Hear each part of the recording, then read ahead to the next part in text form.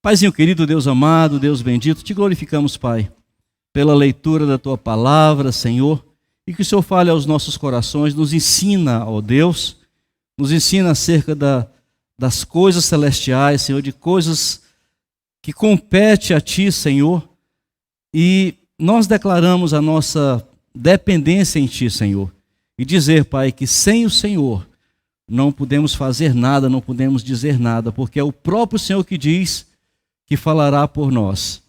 Assim, meu Deus, nós choramos no nome de Jesus. Amém. Amém, queridos?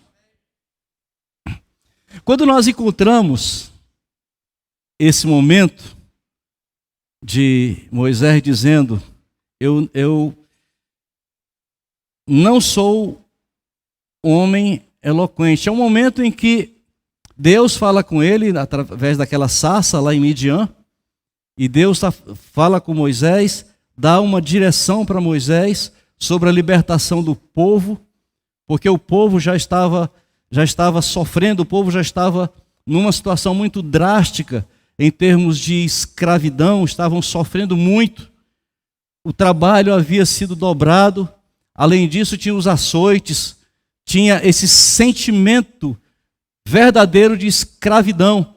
Então chegou um momento que o povo não suportou mais e começou a clamar a Deus. É quando Deus se manifesta na sarça, fala a Moisés. E nessa hora Moisés treme as bases. Já há 40 anos tinha saído do Egito. E agora quando ele diz, Senhor, meu Senhor, não sou homem eloquente, nem de ontem, nem de anteontem. Então ele faz essa declaração, queridos, não sou homem eloquente. Não parece o Moisés, que está lá em Atos 7:22, que diz, e Moisés foi instruído em toda a ciência dos egípcios, e era poderoso em suas palavras e obras. Parece que a gente está falando de dois Moisés. Então tinha um Moisés que era poderoso em palavras e obras, e outro Moisés que era pesado de língua, pesado de boca. Não estamos falando do mesmo Moisés. É o mesmo. O que acontece é que Moisés, há 40 anos, havia perdido contato com o povo, com a língua dos egípcios. Há 40 anos ele estava em Midian. E aí a língua era outra. Depois de passar 40 anos falando, na realidade, o que Moisés está dizendo, eu já falei isso aqui, algumas vezes que Moisés tornou-se gago, alguma coisa assim, mas na realidade, queridos, ele não tornou-se gago. Dando uma olhada com mais precisão nesse texto, o que aconteceu é que Moisés perdeu a fluência na língua. Então ele não falava fluentemente a língua da qual ele nasceu, que foi lá no Egito. Então depois de 40 anos, então, ele continuava falando, ele falava, você não perde a sua língua, mas ele fala com dificuldade. Tá? Então ele perdeu a fluência.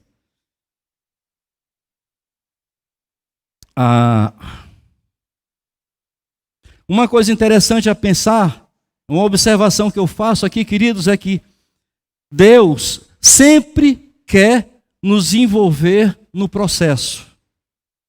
Eu aprendo com isso, que Deus sempre quer nos envolver no seu processo. Isso porque Deus, ele precisava de Moisés para libertar o povo. Ele podia simplesmente libertar, ele é Deus. Deus faz o que ele quer. Deus pode todas as coisas. Alô? Não há nada que o Senhor não queira fazer que ele não faça. Então ele poderia simplesmente tirar o povo. Mas Deus decide. O que eu acho lindo é isso. É que Deus decide usar um homem que já havia perdido a sua força, Porque aos 40 anos ele estava no auge da sua força, poderoso em palavras e obras. Era Moisés aos 40 anos, mas ele sai, passa agora 40 anos fora do Egito. Ele já está com 80 anos, já é um homem velho, já é um homem cansado. Mas é exatamente nesse momento que Deus vai falar com ele. Isso fala acerca, queridos, de que a nossa dependência deve ser nele. Não há situação nunca em que nós possamos, com as nossas próprias forças, fazer alguma coisa, porque Deus é tudo em nós. Então Ele é quem faz. Amém? Sabe, queridos, apesar de Deus falar com o homem, Deus não está preocupado na competência do homem, porque o Deus que chama é o Deus que capacita. O Deus que envia é o Deus que dá condições. Aleluia! E agora ele pega Moisés, cansado, velho,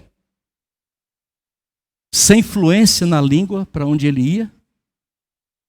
E é nessa hora que ele diz: é desse jeito que eu quero que você vá. Vai, Moisés. E eu aprendo, queridos, que Deus não depende de pessoas poderosas para realizar os seus desígnios. Deus não depende de pessoas poderosas. Deus quer, não é que Ele dependa, Deus quer que pessoas estejam dependentes do poder dEle. É isso que Deus quer. Ainda que falhas, fracas, ainda que com defeitos, com muitas limitações, é Deus quem vai à nossa frente e vai fazendo a coisa acontecer. Amém? Não importa o tamanho da obra que Deus tem a fazer. Sempre, sempre, sempre, o poder é dele. Eu falo isso porque eu já vi muita gente dizer assim: eu fiz isso, eu fiz aquilo, eu fiz. É uma espécie de graças a mim que isso aconteceu. Se não fosse eu. Vocês já ouviram isso? Sabe? Se não fosse o Senhor. Aleluia. Em Êxodo 4:11 vai dizendo: e disse o Senhor: quem fez a boca do homem? Ou quem fez o mudo ou o surdo? Ou o que vê ou o cego? Não sou eu, Senhor? Vai, pois, agora, e eu serei com a tua boca e te ensinarei o que hás de falar. Então Deus dá toda a instrução a Moisés, e aquele que manda garante. É o Deus que fala e ele garante o que diz. Mas no versículo 13, a gente vai ver Moisés dizendo o seguinte: ah, meu Senhor, envia pela mão daquele a quem tu has de enviar. Ou seja, Moisés, nesse momento, ele abriu ali um espaço, abriu um precedente para que entrasse alguém além dele. Deus não dispensou Moisés, mas acrescentou alguém agora para poder estar com ele. Ele diz: ah, Senhor meu, envia pela mão daquele a quem tu has de enviar. É aquela coisa, sabe, queridos, Deus fala para a gente tantas vezes, nos dá direção e a gente diz assim: ah, Senhor, manda outro. Há alguém para falar de Deus, alguém que precisa, que está carente, alguém que está necessitando ouvir uma palavra de consolo, de conforto, uma palavra de salvação, de libertação, e a gente está discernindo aquela pessoa. Deus mostra aquela pessoa, quando Ele mostra a condição dela para nós, e imediatamente a gente diz assim: Senhor, levanta uma pessoa para fazer isso. Deus está te levantando. Sabe, Deus está nos levantando para fazer algo, Deus está conduzindo, dando direção, mas nós estamos dizendo assim: Senhor, manda outro. Manda outro. Eu me lembro de Isaías, quando Deus, lá no capítulo 6, quando Deus está perguntando: a quem enviarei? Quem há de ir por nós? A quem enviarei? Quem há de ir por nós? Naquele momento, Isaías fala: eu, Senhor, envia-me a mim.